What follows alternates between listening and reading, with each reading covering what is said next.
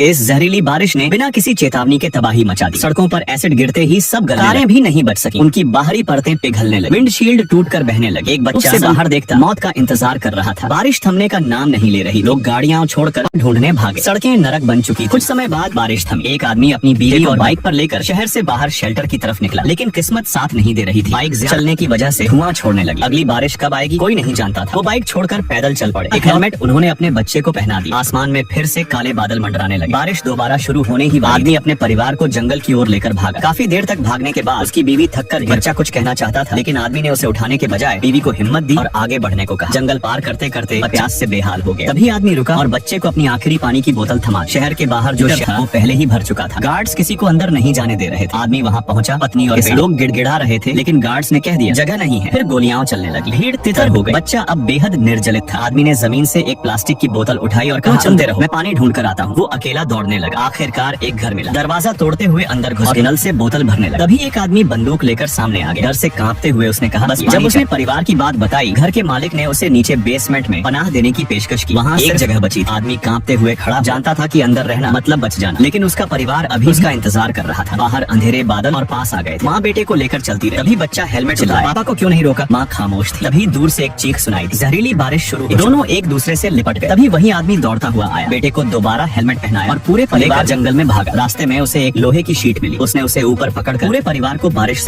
तेज होती गई। उसके शरीर पर तेज जलन होने लगी, लेकिन वो रुका नहीं। उसके हाथ जल गए। चेहरा पहचान में नहीं आ रहा था, लेकिन उसने आगे एक गुफा दिखाई दी। आखिरी सांसों में उसने अपने परिवार को उसमें धकेला। फिर वह वहीं गिर गया हमेशा के लिए। और जले हुए कपड़े हटाए, बेटे को गले से लगाया और फूट फूट कर रोने लगी। तभी गुफा